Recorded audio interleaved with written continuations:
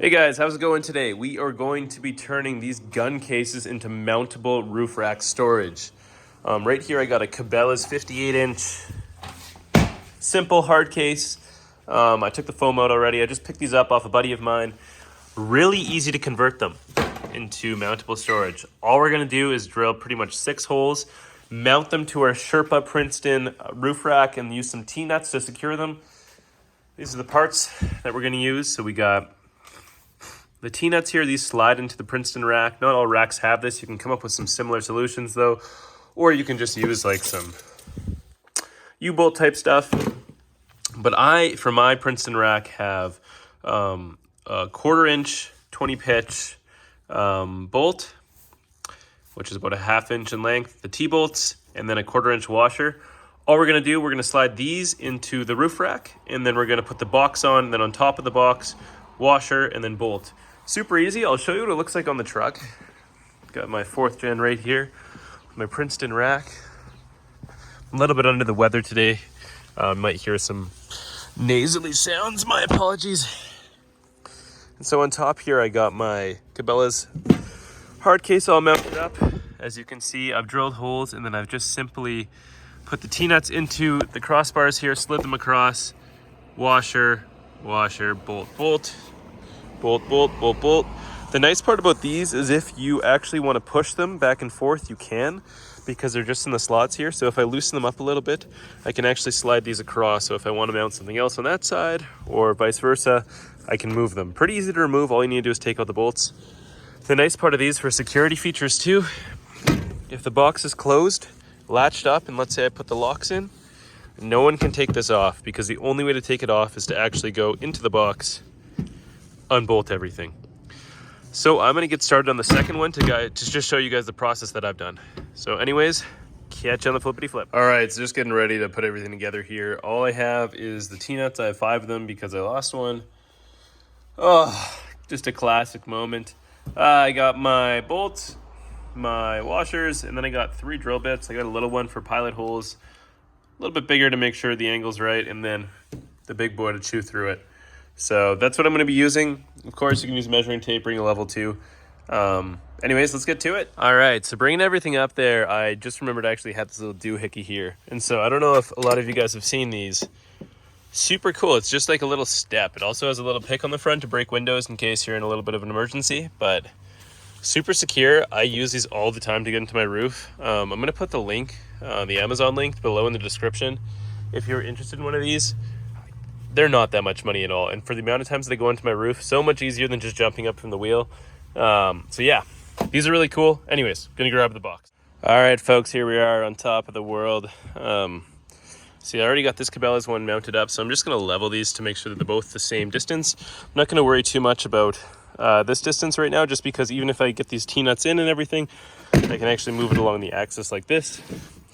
Definitely an advantage of the Sherpa rack compared to some other guys. The T-nuts inclusion is just awesome. You can make a lot of stuff on your own too because of them. But so what I'm going to do here, I'm going to just make sure everything's level. So I'm going to take some measurements, make sure both these cases are pretty much the same. I'm going to make sure they're straight, and then I'm going to begin with the front. Get the 2 front ones in, then I'm going to get the 2 rear ones in, then the 2 in the middle. So it should be super simple. All right, guys, so I've leveled everything out, and now what I'm going to do, I'm just going to take my drill, tiny little bit. I just drilled pilot holes. You can see I double-checked that they were going into the first slot in the crossbar here. They were, so what I'm going to do, I'm just going to actually grab a bigger bit, go a little bit more through, and then I'm going to finalize with the biggest bit I have. And then I'm going to slide the T-nuts in here, line them up, and put them in really loosely. All right, so I got my bigger holes in here. Now I'm going to take a T-nut, put it in the crossbar, slide her over, and slide her over. Almost fell off my truck. I'm just going to move this back and kind of see the outline of where I drilled, because it just scratched the paint a tiny bit. Now I can move the box into position to line everything up.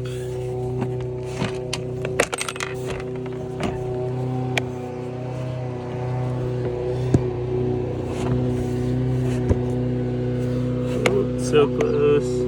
That one's in, and now we need to find this one. Boom, just like that. So all I'm gonna do now,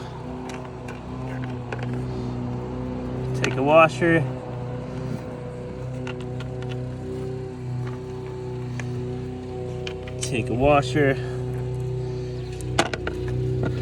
take my bolts,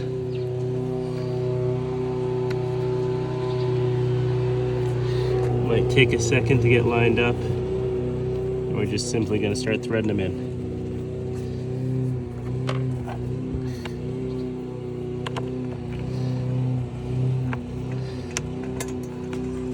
Boom.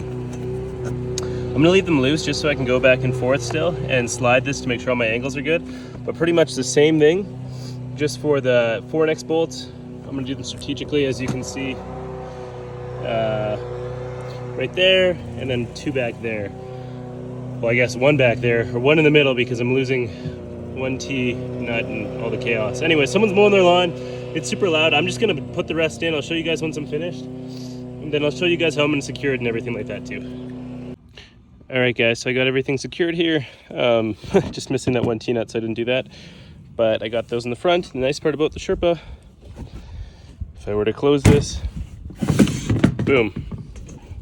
Can move it along the tracks now. Super handy. I'm just going to make sure these are level, as in the same distance apart, and then I'm going to tighten them down. Should be good to go. Super simple mod. I'm probably going to lay the foam down on the bottom and then put everything on top too for sound dampening and that. So yeah. One other thing that I've done, I've actually painted my my brass locks for the gun cases or the hard cases black. Partly just to match like the vibe I'm going for the truck, but also just to not attract the eye to the locks, so people would think there's something of value in there, even though there's nothing of value in there. People are dumb. And so I just painted those black with some easy flat black spray paint. Easy way to paint them. Have a little hanger, hang them on there, paint them, get all the angles. Super simple. One little trick to just to make sure that people don't see the locks, because locks usually are associated with value and you don't want people to think what you have is valuable. The nice part is most thieves actually don't know what the heck hard cases even are. They don't know what truck parts are. They just want stuff that's flashy. And so if you make it less flashy, usually deters the eye away.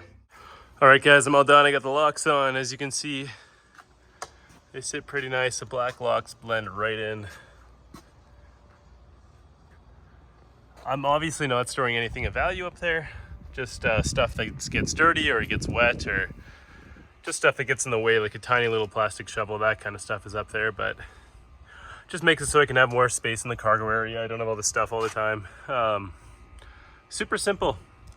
Honestly, this cost me like maybe just over 150 bucks to put on, and I think it's pretty well worth it. They look cool, but most of all, they're super practical for moving stuff, especially so you don't get your truck too dirty on the inside, because that sucks. So next up, I'm going to put an awning on here, and that'll be in a separate video. So until then, see you guys later.